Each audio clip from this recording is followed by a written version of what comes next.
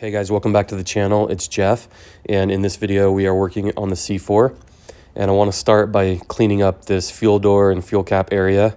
As you can see, it's really dirty and weathered, and I thought I'd try and restore it a little bit. Before I get started though, I have a quick question for all the C4 guys out there. So right next to the fuel cap where it says unleaded fuel only, there's a translation in French, and I'm just wondering if that's there because these cars were sold in Canada or what. I was just pretty surprised to see that on a Corvette. If you know, drop a comment below. I'd be interested to know more about that.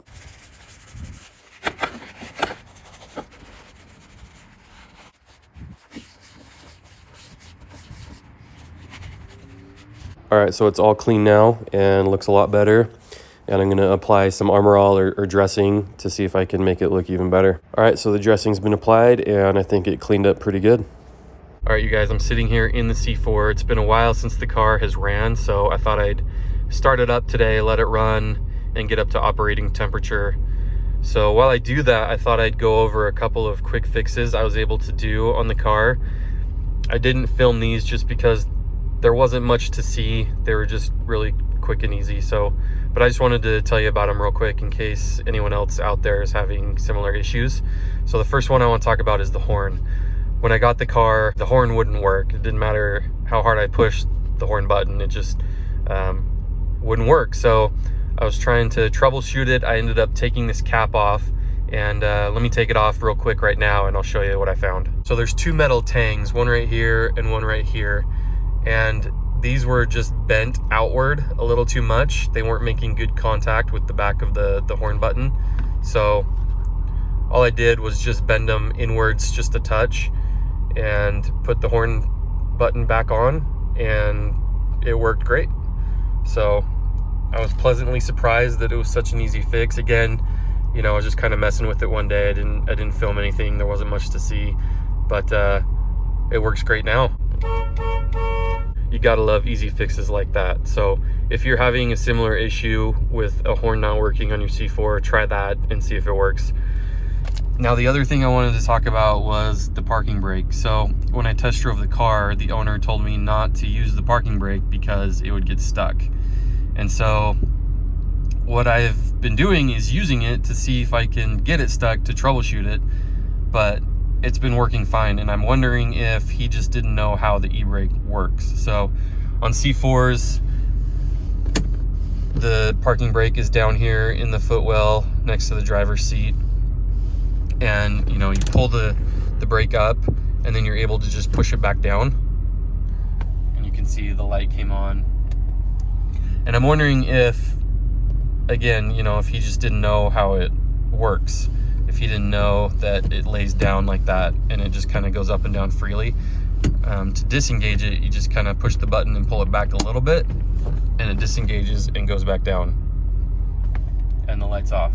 I have tested it to see if it actually is functional by putting the car in neutral, letting it roll down my driveway just a tad really slowly, and then engaging the brake, and it stopped the car. So that tells me that it's working as it should, which is great. Maybe this isn't even a quick fix, it's just the guy didn't know what he was doing. So this works fine and I'm happy with it. So while I'm sitting here, guys, I want to see if this tape player works. So one thing about me is my favorite band is Blink-182, and this is their new album that they just came out with. And I told my wife that I wanted a cassette for the C4 because obviously the C4 has a tape player. I don't have any plans currently to swap it out for anything. I think it's kind of a cool retro thing. I want to keep the car as original as possible, and you know, it's just kind of cool to see the older technology, I guess.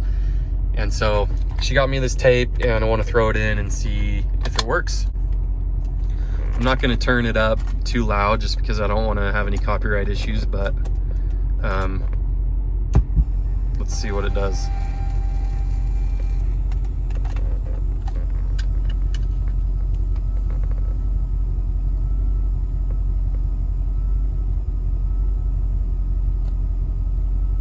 Waiting.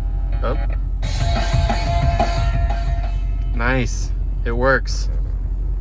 That's cool. Let's see if these buttons work.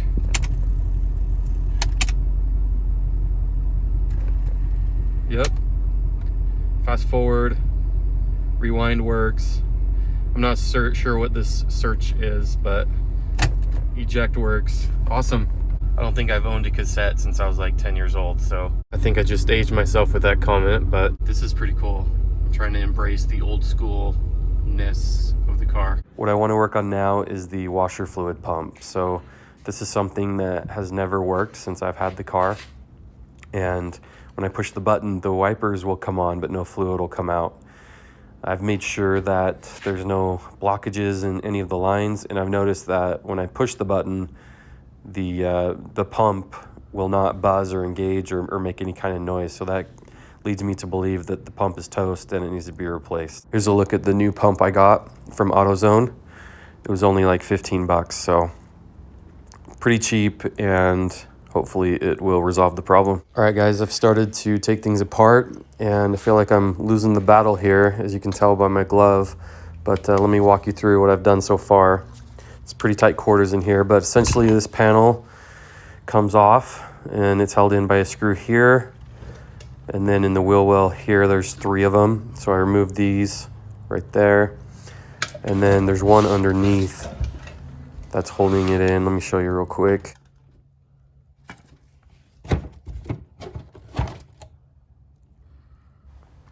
Right here.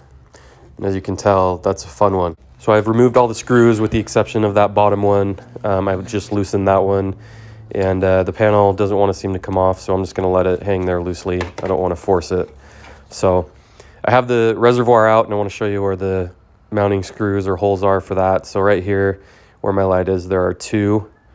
Not sure how well you can see that, but 2 right there. And then over here, there's 1. Again, it's pretty tight quarters in there. It's hard enough to get your hand in there, let alone your hand and a tool.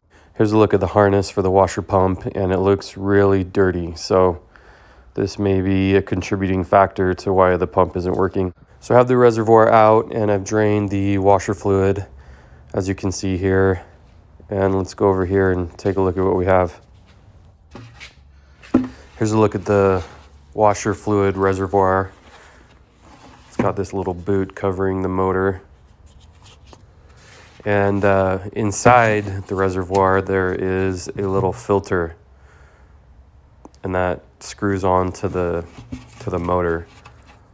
Let me see if I can get a good shot of it here.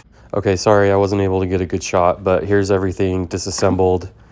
And I had to use an extension in a 24mm socket to get down into the reservoir and loosen the filter that's attached to the pump. And here's a look at the old filter. As you can see, it's pretty trashed. Obviously very old. I assume it's the original one. It's very dirty and clogged, and I broke it trying to get it out. So I'm gonna need a new one. Here's a look at the old pump, and check out those electrical connectors. They're filthy. So between that and the harness, I'm starting to think that the pump may not have been working because it wasn't getting sufficient power. This is part of the clip for the harness or pigtail that broke off. So plastic's pretty brittle. Here's a look at the boot with a little gasket attached to it. Should just peel off and I can put a new one on, but overall that's in good shape.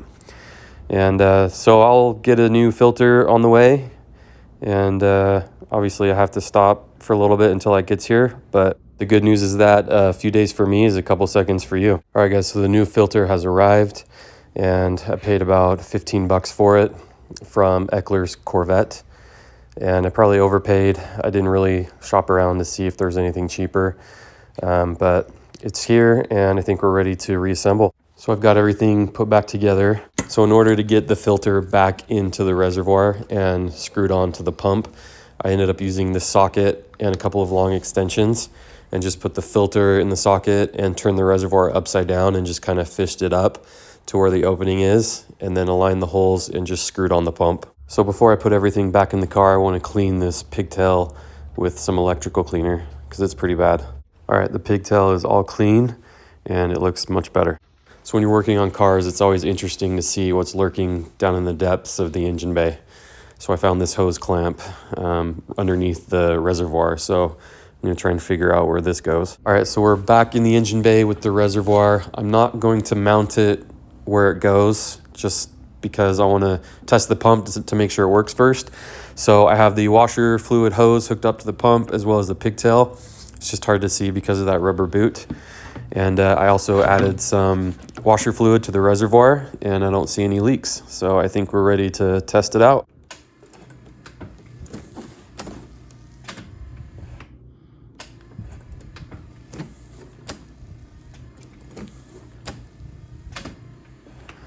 Nothing.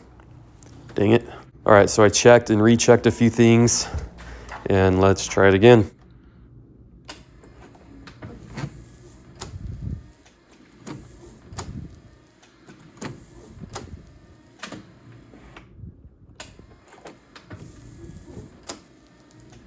Still nothing. Crap. All right, you guys, I got it to work, and the reason it wasn't working is because I'm a freaking idiot. I almost don't even want to tell you what I was doing wrong, but I guess I will. Okay, so what I've been doing is sliding this button or little switch or lever down, and that would turn on the wipers, and I assumed that the pump wasn't working because nothing would come out. But what I should have been doing was pushing down on the switch or lever, like actually push down on the button, and that gets it to work. So it's working. It probably worked before I did all this work, and I'm such an idiot. So another reason I'm an idiot is because this panel comes off super easy. As I was kind of putting things back together, I bumped it and it fell off. And I didn't take it off earlier because it felt like it was kind of stuck in place, and I didn't want to, ruin anything, but it has this slotted tab down here. So once you loosen the bottom screw, it should just slide right out. You just got to pull it off like a man instead of a little sissy like me. It would have been so much easier to get everything out if this panel was off. This pump is 30 years old, and it was probably on its way out, right? Look at those electrical connectors. Filthy. It's not a total loss, right, guys? Oh well, even though it probably worked before and this was a huge waste of time, there's new parts in there now, so whatever. That does it for this video, guys. Thanks so much for watching. Don't make the same mistakes I did. If you enjoyed this video, please give it a big thumbs up.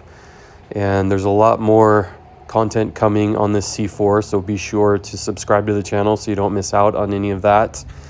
And thanks again, guys. Have a good one.